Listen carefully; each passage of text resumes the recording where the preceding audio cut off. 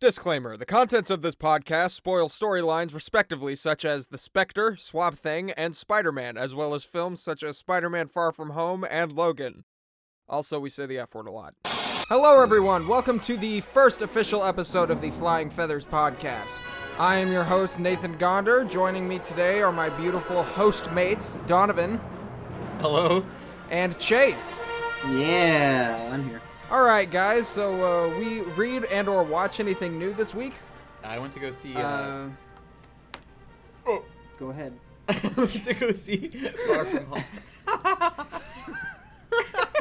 Okay, how about this? I'll let you guys start over.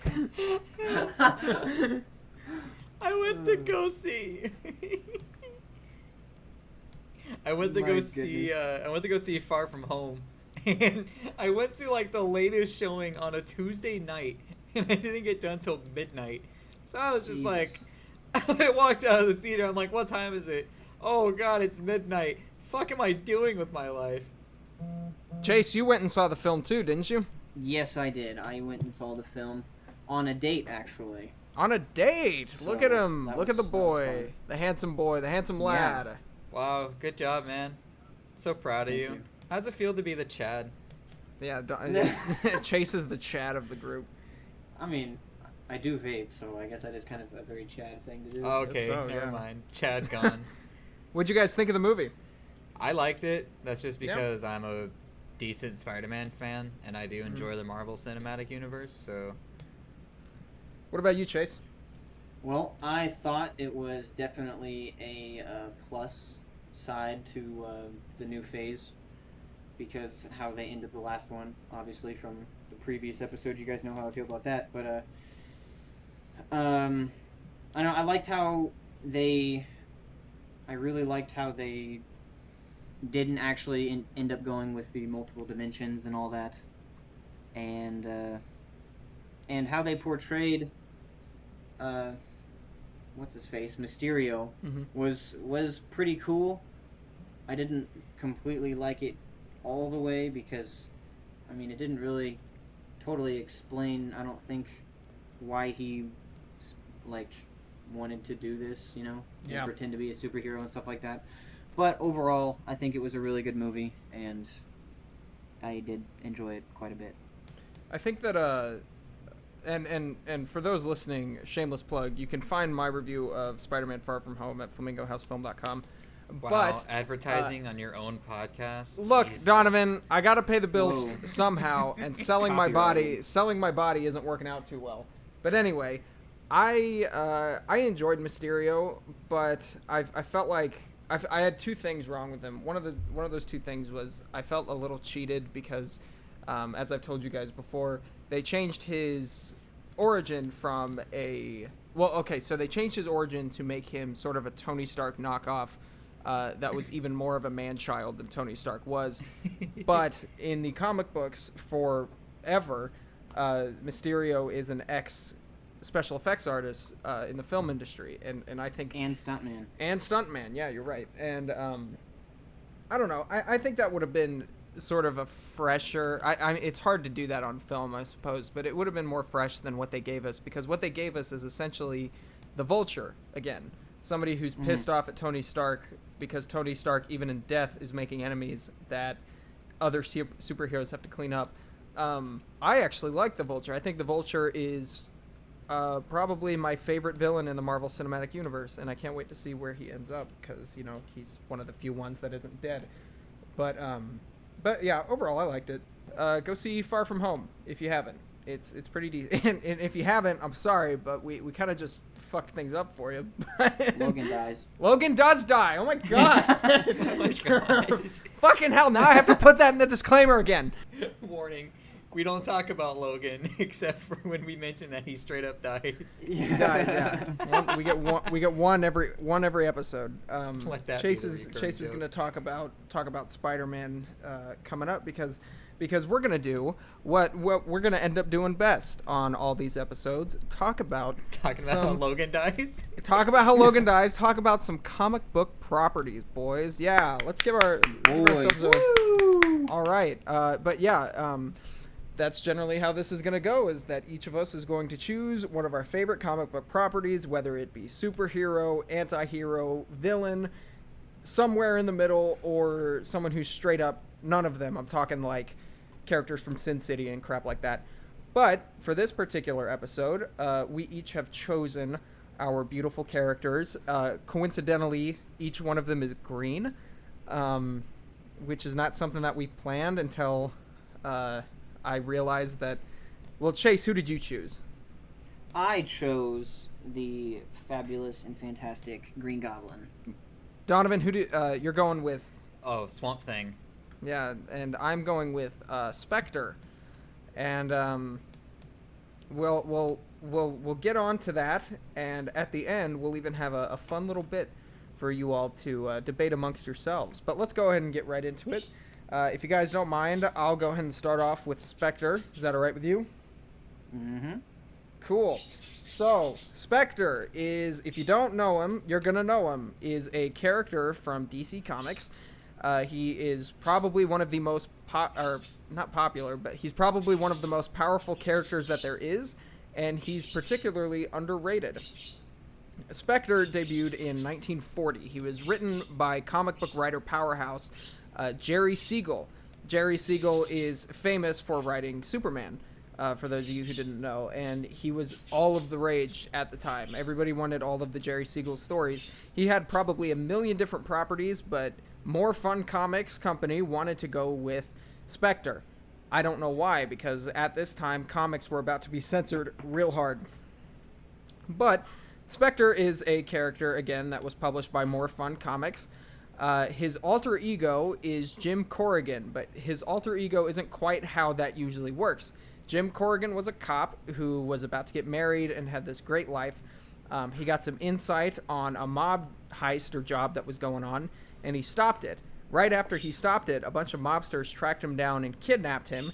They murdered him, stuffed his body in a barrel, filled the barrel with cement, and when the cement dried, they pushed him over a bridge into a river and just ultra super double mega fucking killed him. That's not just sounds fucking... like overkill. That's like... Yeah, no, that's fucking rough. That ain't no my parents got shot in an alley. This is hardcore.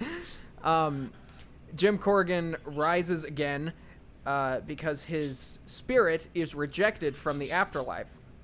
And the spirit of the Spectre comes through him. And then Jim realizes, oh my gosh, I can phase through walls. I have all these powers. I can be invisible. And he is brutal. This is a character that... Vision. Yeah, he's a lot like Vision or Martian Manhunter, honestly. That's cool. But he is brutal. This is a man that straight up kills people. I'm talking hitting people with cars, slamming people into sides of buildings, like horrible, horrible stuff that you wouldn't see with Superman or Batman. He is not held to a moral standard. He is controlled, or he is spoken to through, quote-unquote, the voice. And I'll get to the voice again later. The character kind of had a falling out, even though he was a key member in creating the Justice League, or at the time, the Justice Society of America, which had characters like Dr. Fate and the Sandman in it, and Hawkman and Green Lantern and all that stuff. But yeah, he was basically DC's Ghost Rider. He is a character that seeks vengeance from a higher power than himself or humanity, and he enacts that vengeance through murder. But yes, the best way to get your vengeance. Yes, murder. So sweet. Chef's This kiss. episode is brought to you by murder. Just brought to you by the FBI. We're all thinking about it. Just do it. But I'm just kidding. But anyway, the character ended after brief golden, silver, and bronze ages, and he was one of those characters that kind of fell out just because he was different from the rest of them. This is a character that is a ghost. Even though he looks a lot like Doctor Doom, he is not made out of metal. He is a ghost. The character had a resurgence briefly in Alan Moore's Swamp Thing. In Swamp Thing number 2, he was revealed to be guarding the gates of hell and was basically trying to start some big bad battle just so he could punch somebody. But in the 90s, the character had a big rebirth, and I'm talking we got a bigger origin story, a background for just who the Voice is and who the Spectre is. And basically, the Spectre was present throughout the entire Old Testament. This is what makes him super unique from other superheroes. Yeah, I know. It's cool. It's really weird. So the character watched the Egyptians. He watched Moses and the Jews. He watched Cain and Abel. He saw all of this stuff happen, and he had a hand in it. So the Spectre itself, and not the dude that was overkilled, right? No, not Jim. So it was revealed that Jim was not the first Spectre, and in fact, the Spectre was not officially the first Spectre. There was a different angel of wrath that God, I'm talking the Christian Judeo God, Yahweh. used. Yeah, Yahweh. Yahweh. So Spectre was originally named Astar, and during I know Astar. No wonder he became a spirit of vengeance. Yeah. Basically, he just shit himself, and everyone made fun of him, so he vowed vengeance on everyone. Or, bear with me here, his name was Astar, and he was a product of the Lucifer Rebellion, and whenever that didn't work out for Lucifer too much, he begged for forgiveness from God, and God forgave him, but punished him by making him the new embodiment of God's wrath. So when you look at a character and you're like, oh, what's Superman's power? Super strength, he can fly, super breath, leap tall buildings, laser vision. Oh, what's the Spectre's character? Well, he can turn invisible, and he is the wrath of God. That's really what separates him from the rest. Nice. Now, it's really cool, though. I did not. That's some tidbit I didn't know about Spectre at all. Yeah, no, Spectre's great, and again, he's super underrated, and even though he's got his limits, and I'll get to that, he is honestly one of the most powerful characters in the DC universe. He's not just Jim Corrigan, though. He's had other egos. He's got one that was a cop in Gotham. I can't remember his name right now, but one of the most popular ones where Jim's soul had finally been redeemed and finally found peace. So the Spectre, who can only work through humans, by the way, that's one of the rules, is that he can't just be his own self. And the Spectre needed a new soul. And in Hal Jordan, famously the Green Lantern, his soul was corrupted and he kind of turned into a villain, and he died in one of the storylines, was looking for redemption, at least his soul was. The Spectre decided, I'm going to pair with Hal Jordan. So Hal Jordan was the Spectre for a while, and instead of seeking vengeance against people who have sinned, Hal Jordan actually helped redeem lost souls. Harvey Dent was one of them. And that's how Hal Jordan redeemed his own soul, and then the Spectre moved on into a different body. So Spectre is more of a mantle than it is a hero. Yes, in the 90s, reboot, Spectre was very much distinguished from Jim and the Spectre. The two were separate. No longer were they the same, because obviously they can't be if the Spectre's just jumping from body to body. But yeah, the Spectre does have rules, as I said. Spectre's not allowed to be outside of a human body. Whenever Jesus Christ was born, the Spectre was placed in purgatory because the angel of vengeance and basically the prophet or son of peace and all that is good in the world and holy cannot exist at the same time. So, yeah, Spectre was put in purgatory until Jesus' death, in which he was revived once more, and all that stuff. There are certain entities that the Spectre cannot touch, as in, like, the Spectre can't enact wrath. One of them is Darkseid, which I find really interesting. The Spectre is not allowed to harm Darkseid. That's odd. I think it's because Yeah, I know, it's weird. I think it's because Darkseid has achieved the level of an angel or a demon or some sort of an entity. He's that powerful that the Spectre can't even touch him.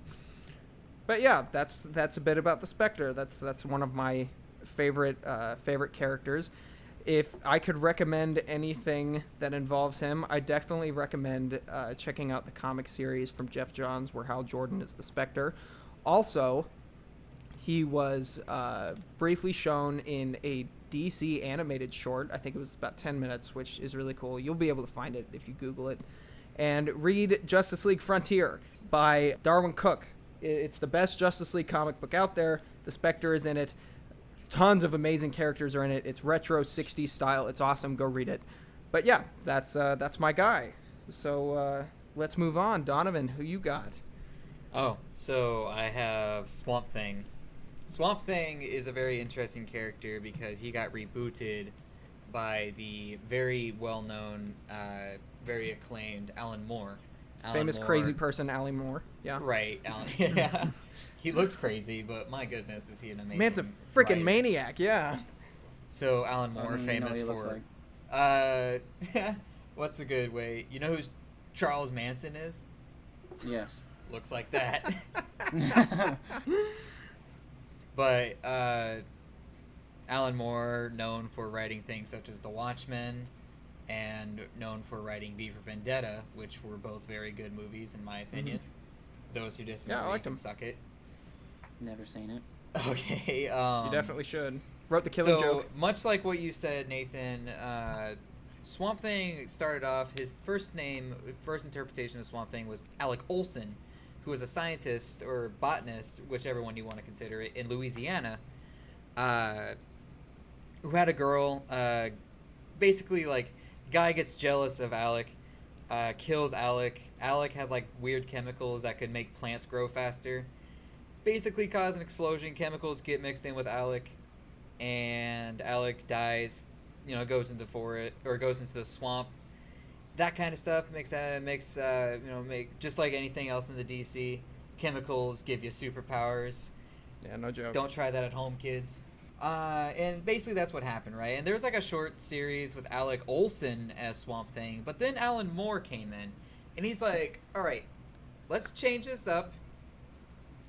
You have Alec Holland now. Alec Holland did the exact same thing. Alec Holland, which we're just going to refer to him as, Alec now. He was a scientist in Louisiana.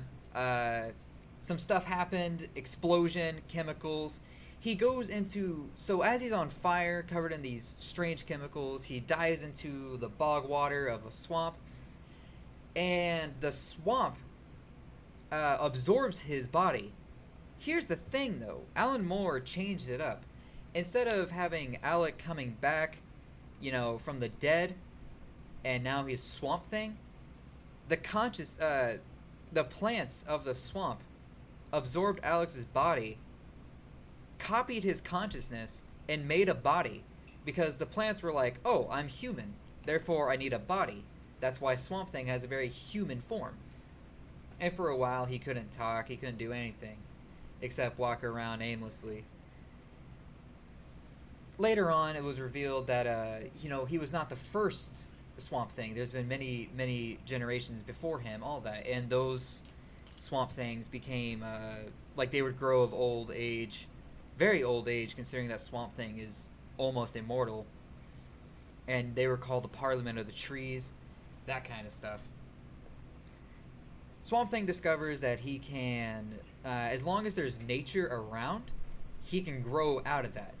A good example was when John Constantine had a cigarette with just a little bit of tobacco in it. Swamp Thing was able to grow out of that tobacco into a full body.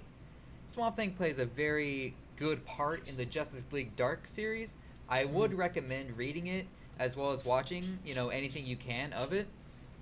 What I won't recommend, though, is watching the Swamp Thing series that just came out. Oh, yeah. That one kind of portrays him as an insane, kind of murderous Swamp Thing. Swamp Thing's not a murderer. Unless he has to. And what goes into that is that he's... So after he learned that he's not Alec Holland, that he's just a copy or a plant with consciousness that thought it was Alec, he slowly starts to lose his humanity. And as he loses his humanity, more and more of his nature, starts to get revealed that he's actually this mythical being called the Avatar of the Green. The Green is the embodiment of essentially life. There's all sorts of that plays into the whole color spectrum of the DC. But I won't really go into that. Maybe that's an episode for later. Maybe not. I don't know. Google's your friend. But he starts to slowly become, this defender of all thing that is nature. And if that means that he has to do whatever he can to defend the Earth, he will. Now, that doesn't mean he'll defend the humans on Earth. He'll do anything he can to defend the plants. Yeah, Swamp Thing is very much a creature of the Earth and not a creature of humanity. But when he was a creature of humanity, he did a lot of good things. You had brought up that Spectre. Excuse me, I had a hiccup. You brought up that Spectre essentially created this big monstrosity to fight with. Not the case. In Swaga, damn it. Swag. Whoa. Swag of the Swamp Thing. In Saga, so when in Saga the Swamp Thing, John Constantine recruited alongside Deadman, some other characters, and Swamp Thing, because he knew that there was a threat coming. So they go to Purgatory, they go to Hell, and they want to recruit not Silk Spectre, my goodness, I'm sorry. They recruit Spectre, and they're like, we want you to help out. And Spectre's like, he's got his way with words that are very confusing, but the layman terms were, I want this thing to grow full power because I'm bored and I want something to fight. Yeah. What this thing was essentially a blackness, like an empty slate. And anything that absorbed it would get asked the question of what is evil. And that concept alone was something that was very, very interesting. What is evil? And you have all sorts of characters that are basically essential guardians of what's good. You like Dr. Fate, Spectre, what's his name? Etrigan. He gets kind of absorbed in there too. And they're all asked this, what is evil? And none of them, they're all giving, their answers. It's this, that, it's, the murder of man. All that kind of stuff, right?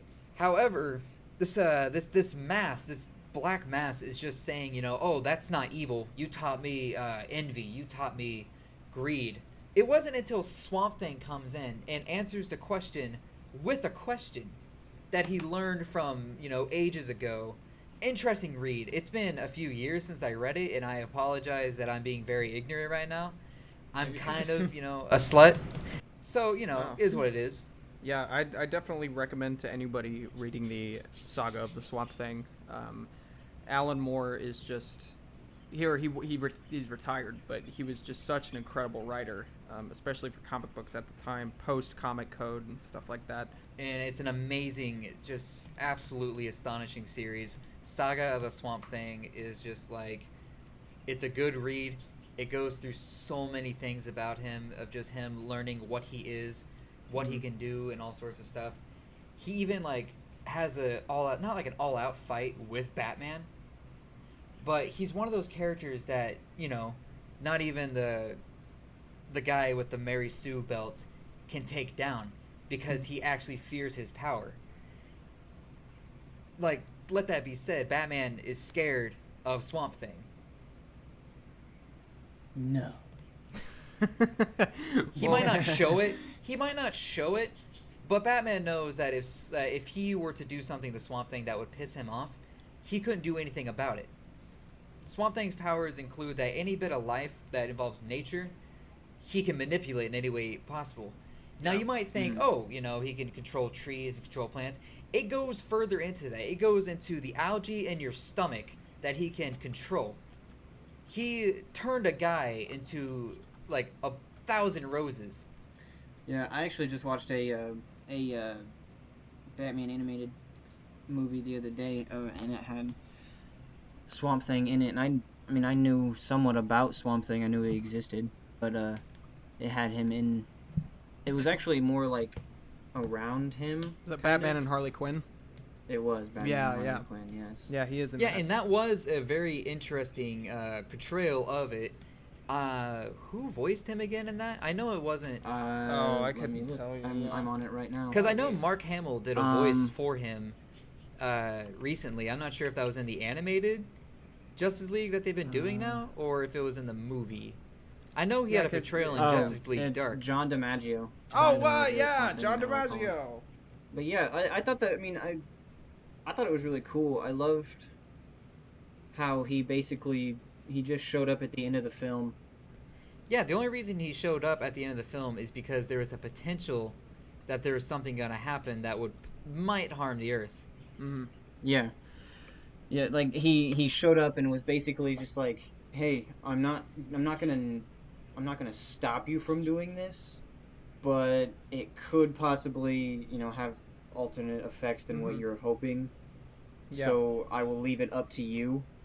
And then he just fucking leaves, and that's like the end of it. It was like a 1-minute cameo, and then he just fades away. And here's the thing: that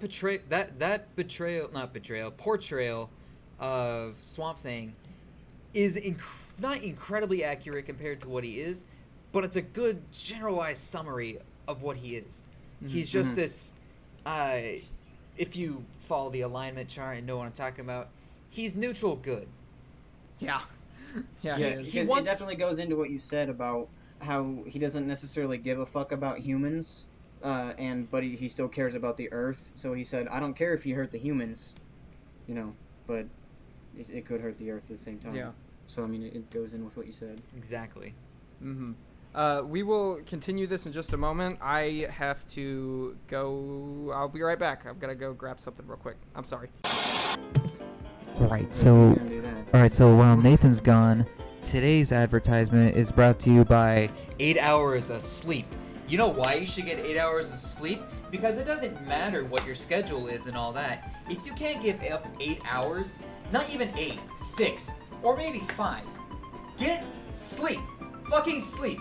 If you don't get sleep, you're gonna have a bad time. Bad time is bad work. Bad productivity. If you don't sleep, you're wrong.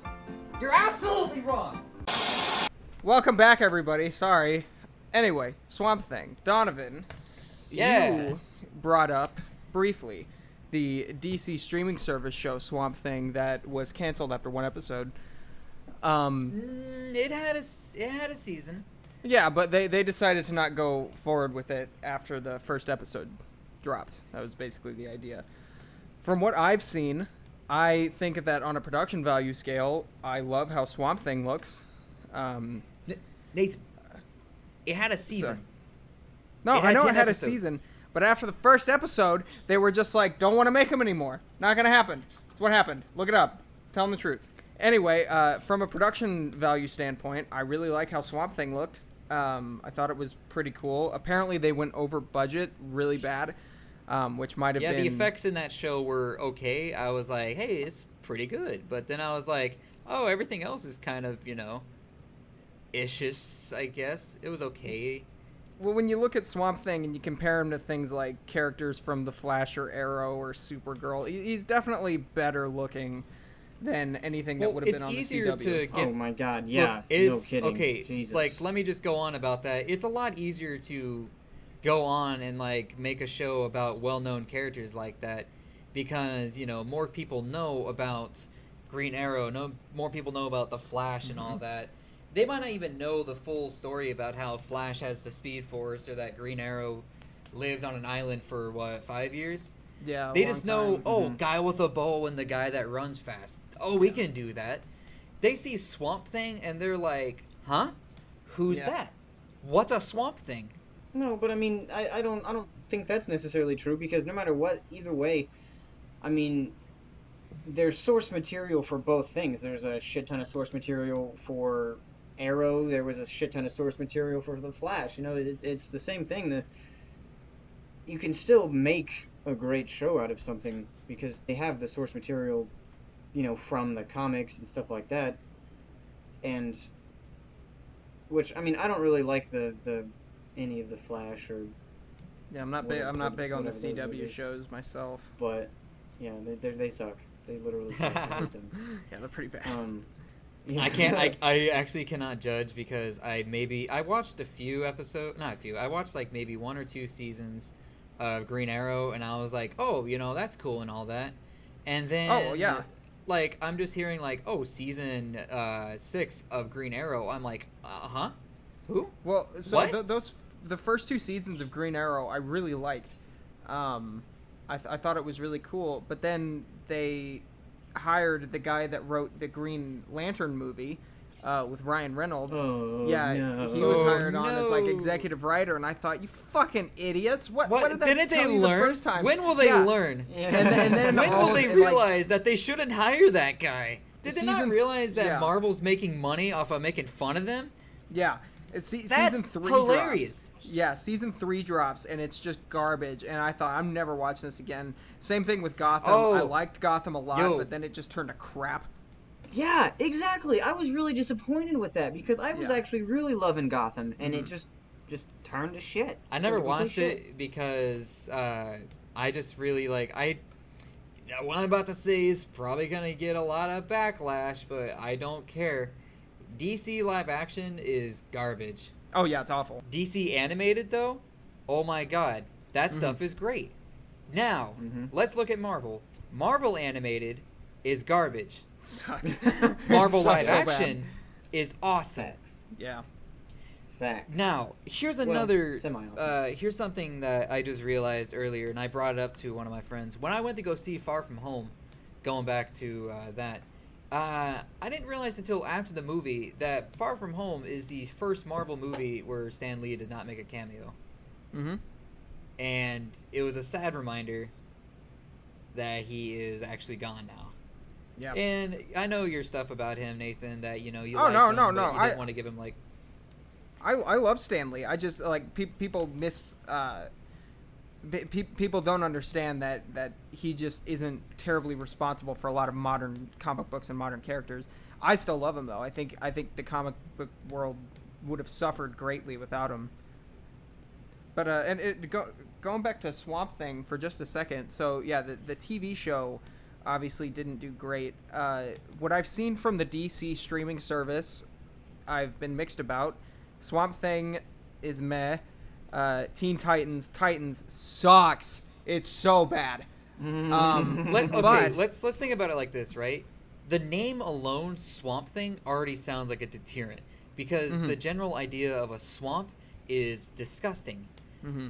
But once you get past the name alone and start kind of looking, and then you look at the character itself, the character is not good on the eyes. Mm-hmm. For someone that's new to it, it's not a good looking. I'm not saying it's a flawed character design for when you know the actual story behind it. It's a bunch of plants that are trying Yeah. to look human. Yeah, but what else are you gonna name it though? You can't name it anything else besides Swamp Thing because Well, better you can't than call it Alec Holden. fucking Man Thing. Man Marvel. Thing. I was Fuck. gonna say Man Thing. Yeah, Man Thing is Man pretty- Thing. Ah. Well, so Swamp Thing has the appeal that like Frankenstein or like old monsters have, where there's humanity within them, even though they are the beast on the outside. Yeah. I think that Swamp Thing, from what I've noticed, has risen in popularity quite a bit just in the past 5 years. Donovan, I'm pretty sure you introduced me to Swamp Thing when we were like probably in high school. Oh yes, I did. Yeah, you did, and that's how I learned about the character. But I know people who, don't even pick up a comic book and they know who Swamp Thing is now. And I think part of that is just because every year it's, we're gonna have the Swamp Thing movie coming out, and then people are like, great, what's Swamp Thing? They look it up, they think, really? Ever and then it doesn't since. happen. And I think Swamp Thing is a cursed property that cannot be. It's the classic Alan Moore property that is really, really hard to adapt onto film.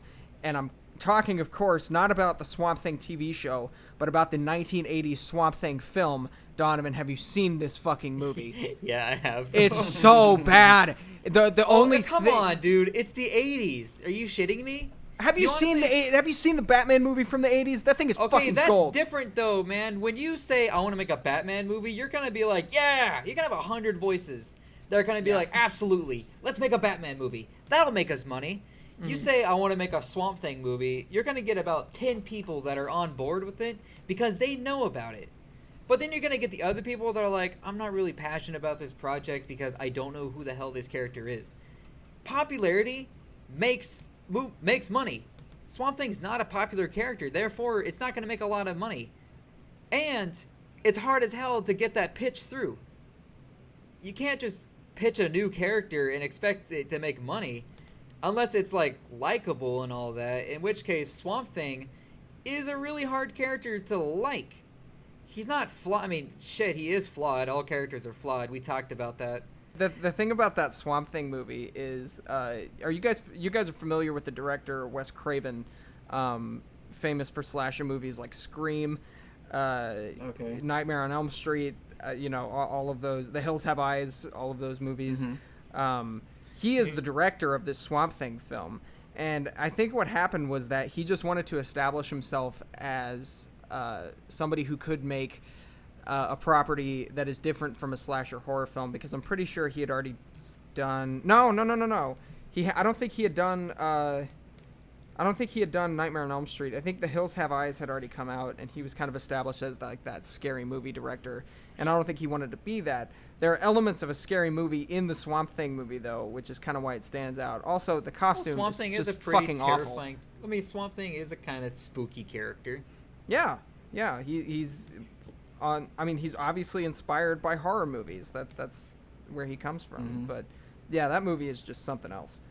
Don't watch it. It's hilarious. For anybody who hasn't watched it, don't watch it. Forget that we talked about it. We talked about it for the purpose of this podcast. That's it. Don't watch it. I'm gonna watch it. Chase, please don't. I'm telling you, as a friend, I cannot allow you to watch that movie. Also, wasn't Swamp Thing a Yellow Lantern at some point, or am I making that up? No.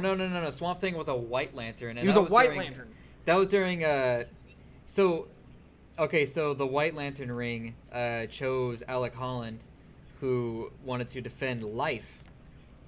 And Alec Holland then made Swamp Thing, and this massive creature, just absolutely beautiful. It was a wonderful time. I remember reading Brightest Day for the first time, and as soon as they made mention of the name Alec Holland, I was like, ooh, this ought to be good.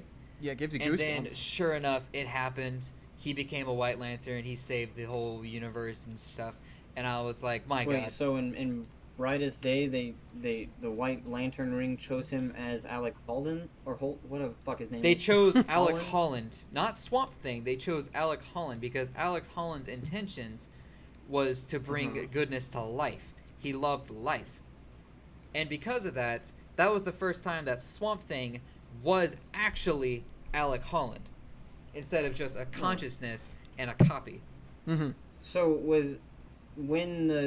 I'm still confused in like the lantern, or when the ring chose him, was he already Swamp Thing? No, so when a White Lantern ring can bring back the dead, I think. It's been forever. I mean, the Black Lantern ring can do that too. It's been a while since I've actually read Brightest Day, so my facts are probably wrong. And if they are, please don't bully me. My ego can't handle that right now. Everybody, I'm gonna post Donovan's home address and phone number on the in the bio of this podcast. And email. Yeah, come at me, motherfuckers. Yeah. I swear to God, I'll fight every single one of you and probably lose. Donovan lives on a military base, so good luck getting through all the other guys that want to die. But yeah, Swamp Thing, I definitely think he's. I mean, I know I said this about Spectre, and I'll probably honestly say this about most of the properties that we talk about, but he really is one of those characters that you gotta check out. Like, if you're looking for a character that is he's a very challenging character, I'll say that. Mm-hmm. Like, almost every character has, like, its challenge, like, Batman's like a beginner level kind of stuff. It's like, I want to... But then you read Swamp Thing, and it's just like, wow, my God. Yeah. Not to fucking stroke my own dick. Please don't. All right. Enough about Swamp Thing. I feel like we talked about him more than anyone else right now. Let's go on to Chase's character, please. Oh, yeah, Chase. Yes. Welcome. Yes. All right. So, this is one of my favorite characters and always has been. But Green Goblin... Norman Osborn, Green Goblin. Mm-hmm. My favorite incarnation, I guess, of him is definitely in Spider-Man with Tobey Maguire. Yeah, Willem Dafoe. Yeah. Mm-hmm. I freaking loved him in that. I'll talk about that later at the end of my spiel about him. But anyways, so in the comics, the very first appearance of Green Goblin was Amazing Spider-Man Volume 14, or Volume 1. Thing 14, whatever. I don't know how that works. But anyways, Amazing Spider-Man Volume 1, 14. That's what the internet says. Sweet. In my book. So in that comic book, he actually goes to a famous movie producer named BJ Cosmos. What a name. BJ Cosmos. I looked him up. He doesn't really do anything besides produce movies, as far as I saw. But he goes to BJ Cosmos and he says, "Hey, I want you to produce a film about Spider-Man." And he's like, "Okay, cool. Let's produce a movie about Spider-Man." And then he flies around the city and gets the attention of Spider-Man and offers him to be in a movie for some reason. And Spider-Man's like, "Yeah, okay, sure." And then, obviously, since Peter Parker is the photographer of Spider-Man, J. Jonah Jameson sends him to photograph the movie and all that.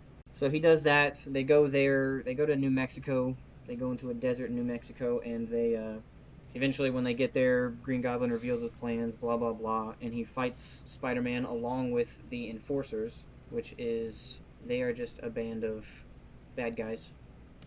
Not really too important, I guess, but they fought characters like, obviously, Spider-Man. They've also fought Daredevil and who else? I can't remember. Oh, Human Torch. Okay, so they're kind of just like an overall Marvel villain, like Doctor Doom or something. Like they don't. Yeah, it's just 3 people. Mm-hmm. It just originally consisted of Montana, Fancy Dan, and the Ox. They're henchmen of the crime kingpin Big Man. So I don't.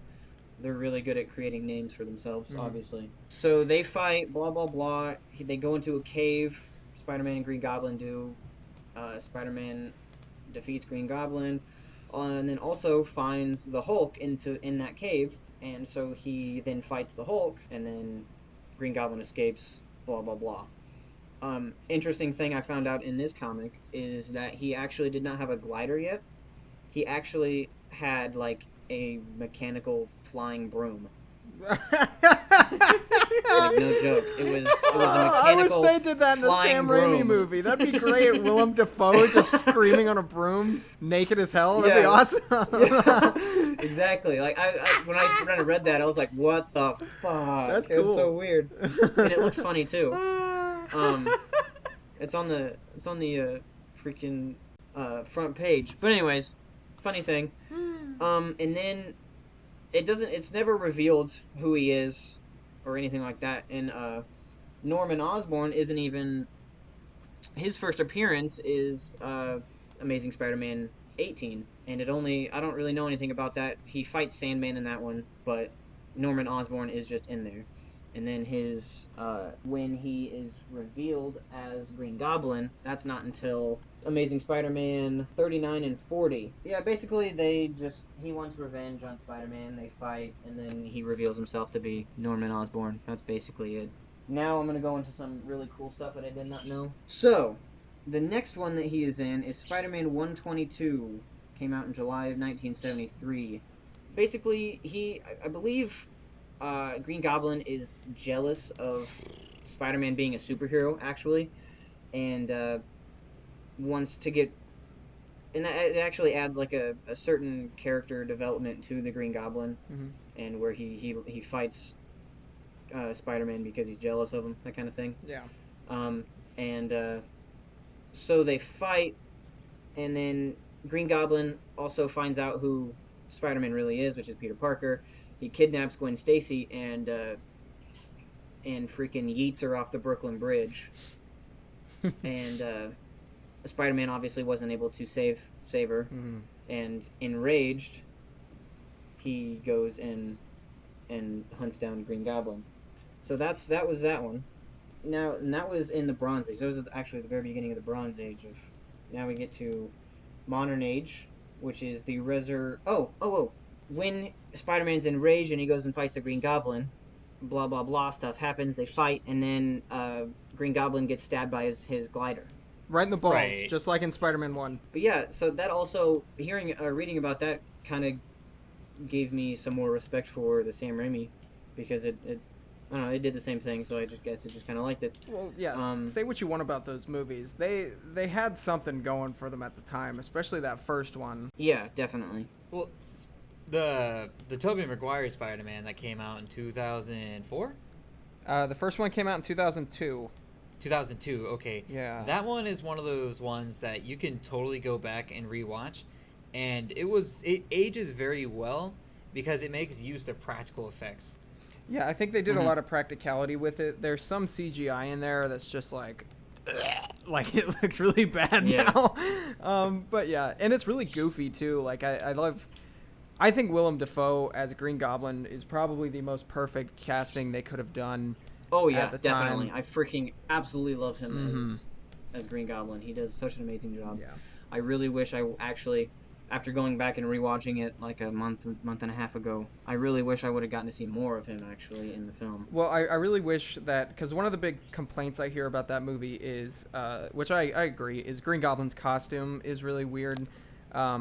And I don't really care that it's kind of a motorcycle armor kind of thing, but people are unhappy with the fact that they cast a man who is a character actor who has quite a unique face.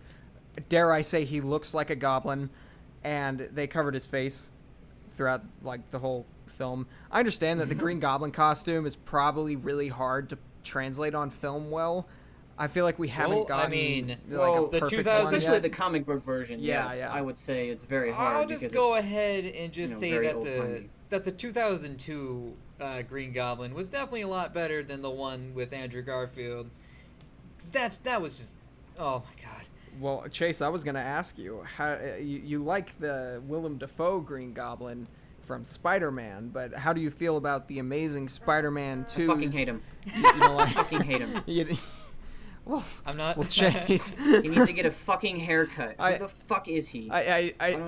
Well, first he's not Norman Osborn. Yeah, exactly. I fucking hate that. He's not Norman Osborn. In that, like, I know that eventually Harry Osborn becomes the Green Goblin. Like, but I always thought he was called New Goblin. Oh, that's Like, fucking stupid New Goblin crap. Yeah. But like, they're definitely Norman Osborn needs to be the first Green Goblin, no matter what. Mm-hmm. You can be the Green Goblin after Norman Osborn is Green Goblin. Like, you just can't fucking do that. I think it was That was so dumb. I think it was Stan Lee who said that the Green Goblin is Peter Parker's arch nemesis, and that Dr. Yeah, it is, Octopus yeah. is Spider-Man's arch nemesis, because Norman Osborn not only usually knows who Spider-Man's true identity is, but he has a personal stake because Peter is Because Harry's he's best with friend. Harry. So when you take away Norman Osborn, who is one of those characters, like, because he's not Harry Osborn, he's in that weird area where he's constantly like referencing, well, should I kill Spider-Man? Well, no, but I should, but I shouldn't, but he's very Jekyll and Hyde. Yeah. Which is another thing I like about the Willem Dafoe performance. But yeah, I think it was out of all of the missteps in that short-lived series, that was one of the big ones. Mm-hmm. They shouldn't have just put him in there at all. Yeah, honestly, they shouldn't have. Yeah. Really quickly, let me go back to your critiques on the costume. Oh, yeah. On Willem Dafoe's costume. I absolutely love that costume, and I love that glider. Oh, the glider is real good. Because what really, I think, really makes that costume is the helmet. Mm-hmm. Because there's nothing in the mouth. You can, you're always able to see, or not always able to see, but like in certain parts of the movie, you can see through and you can see Willem Dafoe's mouth. Mm-hmm. And when he flips up his little eyelids, instead of having the yellow covers over his eyes, I think it adds so much more depth to the costume itself, because he's not completely hiding his face, right? Like in the comic books, which he has like a full mask. He's got a rubber mask or some crap, yeah. Yeah. And I always loved that about that costume, is that you can actually see through the helmet into inside the helmet, and I fucking loved that. I love everything else about the costume too. Well, I love looking at that costume because that Spider-Man suit in that film is my favorite Spider-Man suit of all time. Oh yeah, most definitely. Yeah. Yes, perfect. It's iconic. Okay, like. Mm-hmm. Yeah, it's so good. It's so good, and it's man. That's something that, like, I mean, that's one of my harsh critiques of the new Spider-Man, is that I don't like his suit. But I'm sure they'll change it with every Spider-Man. Wasn't there like a subtle reference to the old costume that was worn by Tobey Maguire in Far From Home? I don't know. I don't. He was, remember, like on the plane, he was flipping through suits and stuff, and there was like it kind of just appeared for like a brief second, and I saw it. I'm like, hey, wait a second, you can't hide that from me. Maybe, yeah. I think there were. I really hope that they go with that kind of thing again. Right now, what they got is the Ultimate Spider-Man thing going on, which is fine. I remember when the Amazing Spider-Man came out with Andrew Garfield. I saw the costume with the orange lenses and like high-speed gloves and it's weird. I didn't like it from the beginning. Yeah. And I was like, maybe it's like a reference to like an older comic that I don't know of. And I couldn't find it. I was just like, okay, so they're just pulling shit out of their ass right now. Well, they're just trying to come up with stuff. Well, they updated the suit in the Amazing Spider-Man 2, and honestly, it's really not that bad. I think the suit in that film is really one of the only good parts about it. I'm big on I think the superhero suit is just as important as the superhero theme. Right. It's very it's very iconic. You got to get it right, and I think at the time that Green Goblin suit, like when I look at it now, when I look at pictures of Spider-Man and Green Goblin from that movie. Maybe it's because I was 6 years old when I watched it, but there's something really magical about it. And when you look at the logistics of that world, they were making military technology. So a man who gets his powers and his suit from this technology, they're probably not making a rubber mask. But you and everybody else should look up. There's a behind-the-scenes thing. This came out only a couple of years ago. Nobody really knew about it beforehand, but there's a behind-the-scenes featurette that shows an alternate mask that they were going to use for this film, and I think it's hydromotor powered, and it's formed to Willem Dafoe's face, and actually it could mold with his facial expressions, but I think the mask was too cumbersome to hide in the suit. No way. Yeah, look it up. It's really, really cool, but again, how would they fit that in, I mean, you've already raised the question as to how Spider-Man got his costume. Like, he just made it. Ooh, come on. That looks weird. It's weird, right? Really strange. Yeah. I like how they have the hood part in the back. Yeah. That kind of fits with the original, but at the same time, I like what they did with the costume that they chose with instead. Yeah. Definitely not the worst thing in the world. They went with the still face, open mouth kind of look. Now, my question is, did Norman Osborn in the movie, did he design the costume, or did he just steal it and it looked like that? No, the Oscorp was already working on the glider and the suit, and it was actually previously shown to like a military officer in the movie. And then he, later on, after he, goes crazy, he steals it from Oscorp. So the mask was already made like that, is what you're saying? That I don't know, because the mask itself was not shown when they previewed the suit to the military. Okay. So that I don't actually know. Maybe he already had the mask made, or... So, looking at a military perspective, I can understand, why they might make a mask like that. But at the same time, I also see the impracticalities of it. I can totally understand that maybe somebody went apeshit and was like, yeah, let's make it look like let's make it look like, just a menacing demon. Let's scare the just enemy. Like, hey man, are you doing okay? It's like you good? It's just like John's been smoking a lot of pot, but he's got a point. Talking about making a goblin mask to scare the Al-Qaeda. What's going on? So, Chase, what do you think about the Hobgoblin? You familiar with him? I actually read up a little bit about him in my super humongous book of superhero stuff that I got for my birthday a couple years back. And I mean, it told me a little bit about who he was, and really the only difference I think between Hobgoblin and Green Goblin was that, obviously, besides the costume, was the basically the gas that he can use to that trails his glider, because he still uses the pumpkin bombs and the same kind of artillery, but the gas is what did it do? I can't remember exactly. I just know it made them. I think it made people go crazy if you inhaled it or something. Yeah, I think That Hobgoblin makes sense. Disorienting. Yeah. I'm not. I can't remember if it made him like. I can't remember if it was like kind of like a. Basically like a flash bomb where it just disorients you, or if it actually made you go crazy. I can't. doesn't turn you into skeletons like in this first Spider-Man movie. That was always a part that was weird to me, how Green Goblin could just turn people into fucking skeletons. It's scary, really. Oh no! I mean, I fucking love that. Yeah, part, no, though. I thought mean, it was. It's very Sam Raimi. Out am I? And then fucking just chucks the thing that turns you into bone. Back to formula. God. I love that. Yeah, I do too. Willem Dafoe is a treat. But anyway, I just asked because in Spider-Man 3, at the very beginning, whenever Harry Osborn is in, Norman's old goblin cave, Yeah.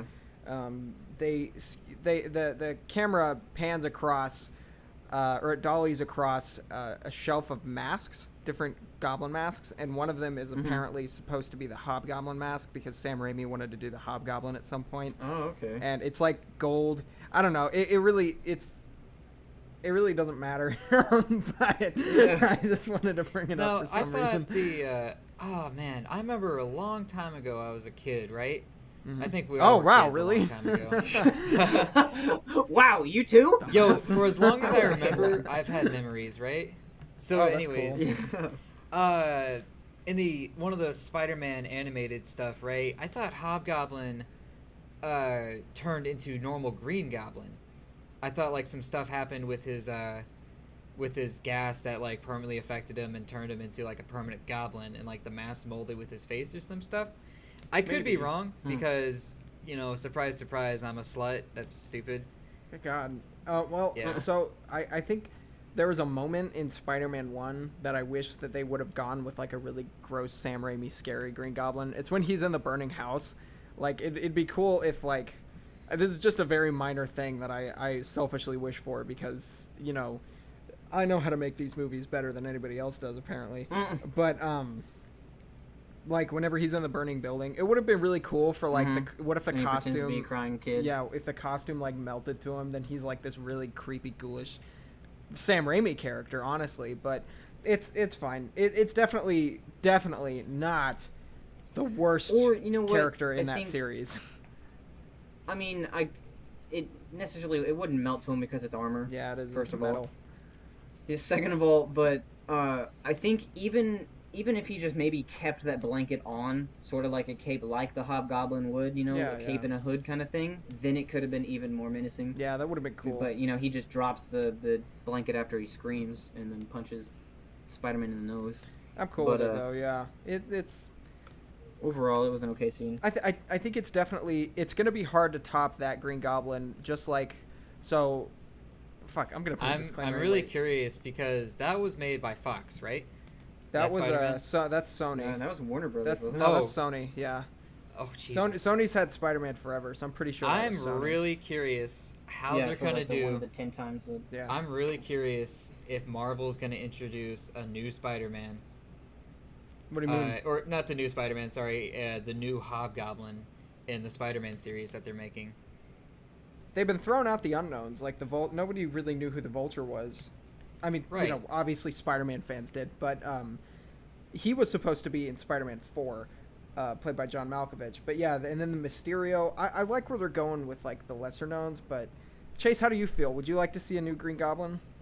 I mean, yes, in the aspect of I want to see it with better CGI and stuff like that, but honestly, I think overall probably not, because I think the character has been in multiple movies and is, I'm sure, in a lot of animated series, and it's a character that's already been fleshed out in those films, and I think you probably should go towards other people. But I don't know. I mean, I like Willem Dafoe's portrayal of Green Goblin, and I think it should stay there, honestly. Kind of like fucking, what's that dude's name? I can never remember his name, but the Joker. How no one can ever top. Heath Ledger, yeah. Heath Ledger's Joker. Yes, no one can ever top that Joker in it, or that Joker, and it needs to stay there because it's such a great film. The problem with those characters, and I'll relate this back to Spider-Man because I got a real good example. The problem with those characters is the fact that everybody's going to try to top the Heath Ledger Joker because they're trying to top the Heath Ledger Joker. They're not trying to do anything new. They're just trying to be better than the Heath Ledger performance. And honestly, like, I love The Dark Knight. It's just a beautiful movie in general. And when it comes to a character like the Heath Ledger Joker, you just can't do it.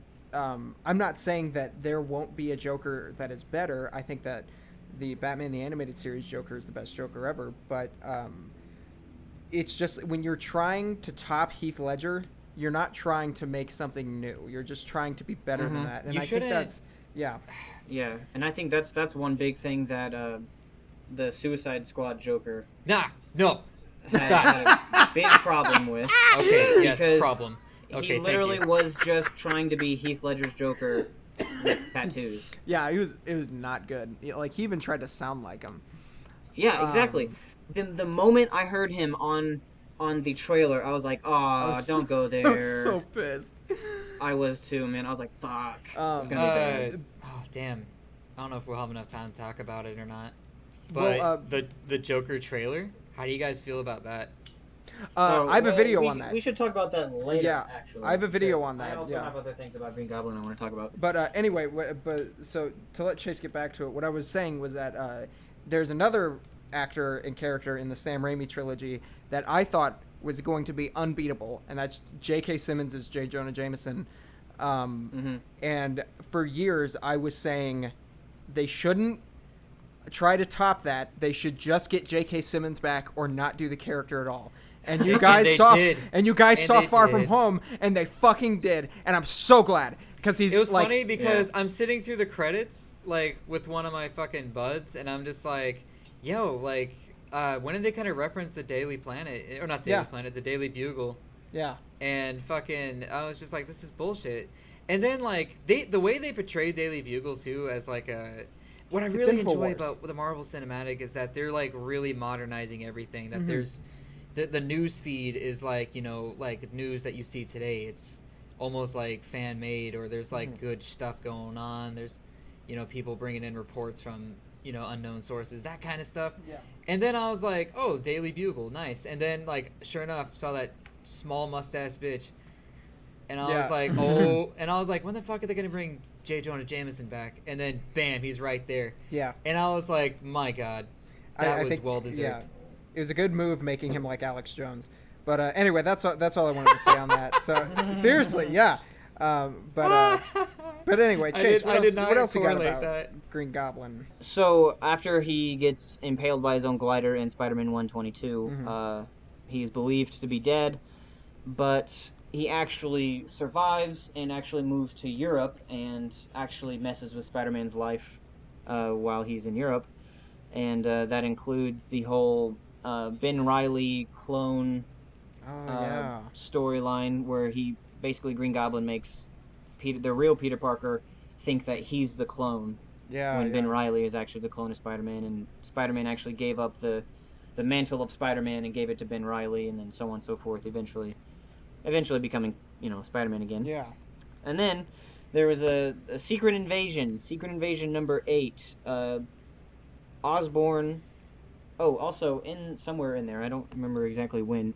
Green Goblin goes to prison. I think it's after he kills, what's her face, Gwen Stacy. Yeah. And then he's actually released on a promise that he takes meds to suppress his alter ego, Green Goblin, and he does, and he actually goes and works for S.H.I.E.L.D. And also another thing was he had to take the medicine, and he also had to support the Superhuman Registration Act. Oh, and yeah. After he got out, he actually created the team called Thunderbolts to search for superpowered individuals refusing to register. That's interesting. Yeah, I know, it's really cool. I didn't know that. Then, this is stuff I don't know. This is why we make the podcast. Secret Skrull invasion.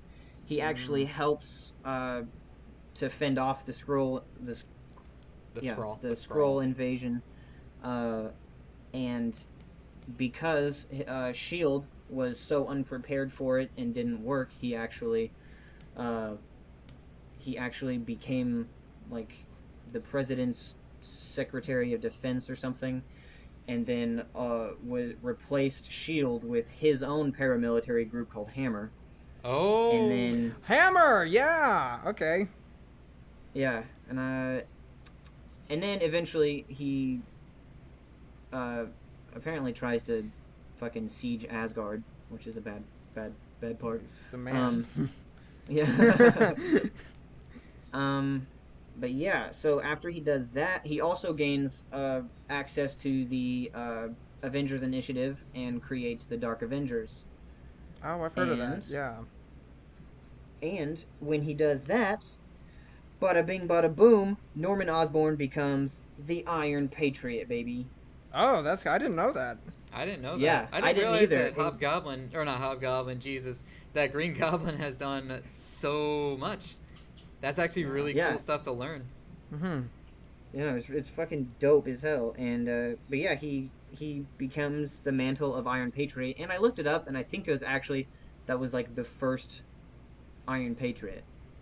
Like I looked up Iron Patriot, first reveal or whatever, or debut or whatever, and it was Dark Avengers 1 when Norman Osborn becomes him.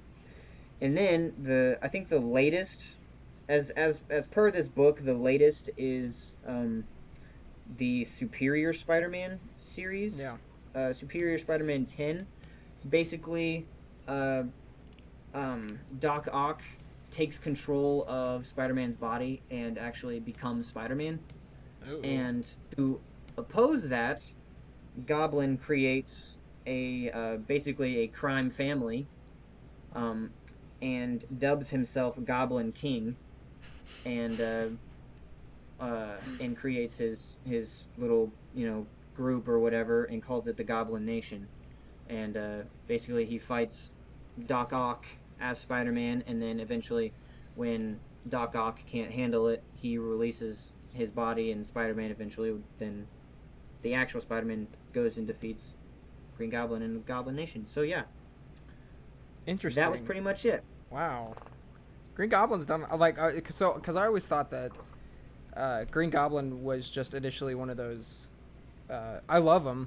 In fact, I think that as an actor, I would love to play a character like Green Goblin in a superhero film, or I guess you can't really play him in any other film. But Well, I mean, they turned Venom into an anti-hero. Yeah, I fucking hate that. Don't even get me started on that. Venom We can talk about that later. that'll be another time. Jesus. But anyway, yeah. I thought that he was just one of those, the Joker was inspired by the silent film The Man Who Laughs. Obviously, the Green Goblin was inspired by Dr. Jekyll and Mr. Hyde. I always thought that he was just one of those characters that was just like the over-the-top supervillain. I didn't realize that he had a hand in becoming some sort of a hero at some point. I think that's really cool. Yeah. I think he's a pretty unique character, especially when it comes to villains, because everybody always shits on Marvel villains, and rightfully so, but Spider-Man's got some of the best villains out there, and Green Goblin is at the top of the chain, really. Yeah. I mean, I honestly think they probably shit more on the like movie Yeah, the villains, movie villains are bad. because the movie villains are generic and bland. Well, they're one and dones. But yeah, exactly. Yeah. But yeah, I mean, I feel the same way. I feel like even though Marvel has not necessarily copied, I'm not going to say copied, but I guess gotten a lot of inspiration from DC. I feel Marvel is the better of the two, and they take those ideas or those heroes and villains, and they actually, I think, make them better than DC. Yeah. Well, Marvel, me personally, but yeah. Stan Lee was one of the best things he did was make villains, or not villains, make heroes, I guess, and villains, personal and relatable and tragic, like the Hulk or the X-Men. They're very sad characters that are rejected by society. It's hard to relate to a character like Superman. We talked about that in the pilot episode, but yeah, I'm glad that you did Green Goblin, Chase, just because when you suggested it, it reminded me of I shared one of those Me and the Boy memes on Facebook a while ago because I'm a fucking meme hack lord asshole. Oh yeah. And I love those memes. I think you made a comment about how you wanted to be Green Goblin, and I was like, that's cool. I would love to see you dressed as Green Goblin. Yeah, like, that'd be great. hell yeah, dude, I do it. I'll do it all day. But neat. Fucking love Green Goblin. Our lovely ho ho ho green giants we got on this episode, don't we, boys? Oh my god. Okay, boys. You know what it's time for. Here we go. Ding ding. Ring the damn bell. Here we go. Spectre, Swamp Thing, the Green Goblin. You've got Spectre, you've got Swamp Thing, you've got Green Goblin. Put them in a room. I don't care what kind of room, preferably a big room. An empty room, no chairs, no tables, none of that. No weapons other than what the character has. So the Green Goblin's got a satchel with a handful of pumpkin bombs and his glider. Spectre is just Spectre. Swamp Thing is just Swamp Thing. Let's say that there's a couple plants in the room. Put them in the room. Say there's a couple. Let's duke it out. Who wins? Okay, come on. Swamp Thing is gonna fucking easily kill Green Goblin. Yeah, I'm sorry, Just Chase, saying. but Green Goblin's fucked. I mean, No, okay, like I said earlier, Swamp Thing is gonna take his stomach algae and just rip him asshole to elbow right there and then. Sorry, buddy. I like Green Goblin too, but Green Goblin's still just a man. Does Swamp Thing really have a reason to kill Green Goblin and or Spectre though? Because like the whole thing is, if he doesn't need to kill him, why does he? If he needs to defend his own life, then yes, he's going to. So in this situation, it's rough because I think that Spectre has no reason to fight Swamp Thing. So I think Swamp Thing has that advantage over Spectre, is the fact that Spectre cannot get him. Green Goblin, though, that is an insane man that kills people. I think that Spectre is going to go after him. It's whether or not he can actually... I mean, honestly, the tables are very turned against me because, honestly, Green Goblin will lose to either one of them. It's seriously, like, I'm fighting either a god or fucking plants. Or a bunch I mean, how do you fight plants with pumpkin bombs? Well, but they're pumpkins. You lose. So Donovan, let me ask you this. If the Green Goblin were to throw pumpkin bombs at Swamp Thing and blow him up, since Swamp Thing has very limited access to the outside world in this room, could Green Goblin blow up Swamp Thing enough to where he's just fucking ashes? Or is that... No? So, he has regenerative properties. Okay, so let's go into this, right?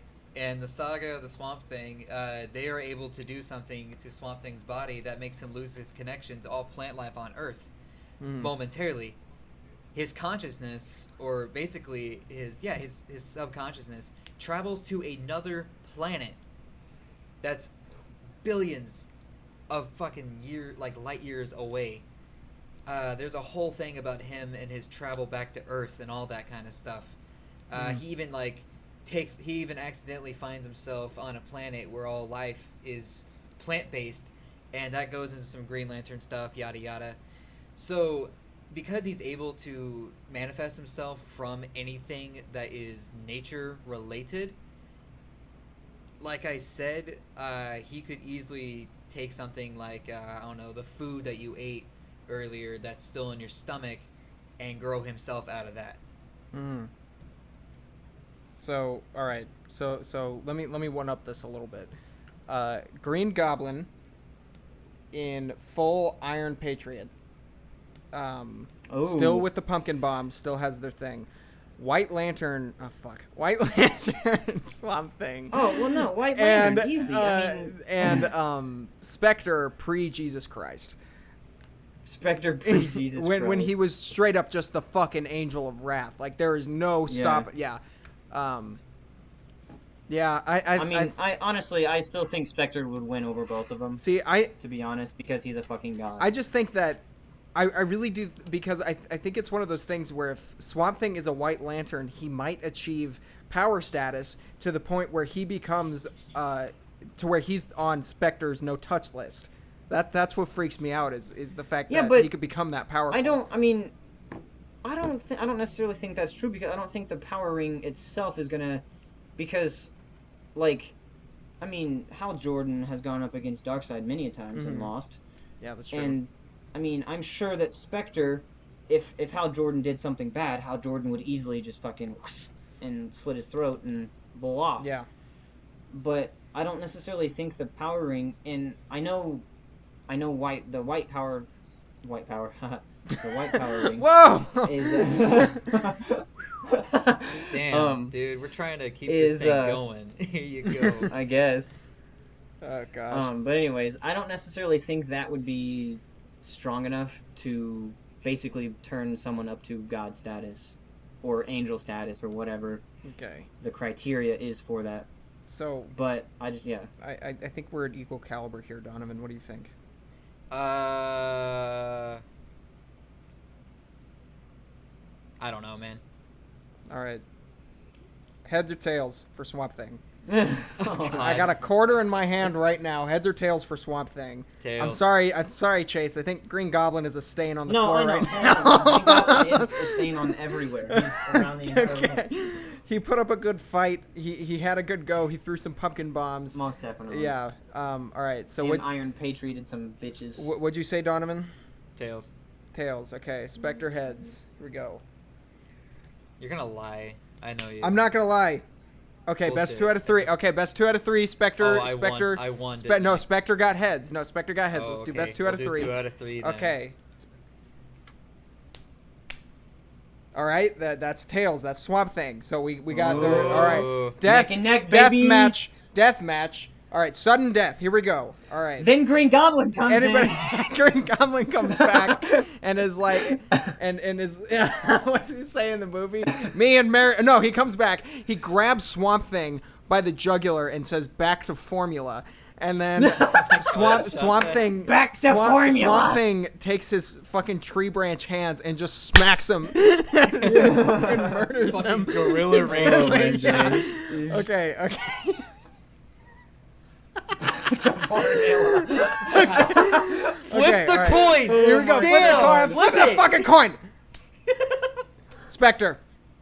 Bullshit. No. Seriously, I'm serious. Okay. So I hate your ass so much. here's when we can include the audience. You audience members, decide for us. Spectre versus Swamp Thing. Who's gonna win when they duke it out? Green Goblin. Or Green Goblin, yeah. Okay. Swamp Thing, no White Lantern. Spectre, Green Goblin, in one of the many times where he comes back and says, "Back to formula." Back to formula. Who's gonna win? You decide. Let us know. We'll probably read some of them We'll probably read it. if you send any at all. Considering the fact that there's probably going to be 3. There's probably gonna be At the 3 at the most. I'll put one in there. I'll write Spectre just to piss Donovan off. Oh, fuck you. Look, he won the coin toss. I know I've got no video proof, but you're gonna have to go by my word. Nathan, your word is shit. So let us know what you think. As always, my name is Nathan Gonder. I'm done. And I'm Chase. And this has been the Flying Feathers Podcast. Please join us next week whenever we choose our new heroes, villains, and or comic book properties, except for Chase, who's probably just going to do Green Goblin again. No. No. I'll do like New Goblin. The New Goblin, yeah. The famous James Franco New Goblin. Thank you guys very much for listening, and we'll see you next time. Excelsior, right? Is that... Back to formula. Back to formula! Back to formula!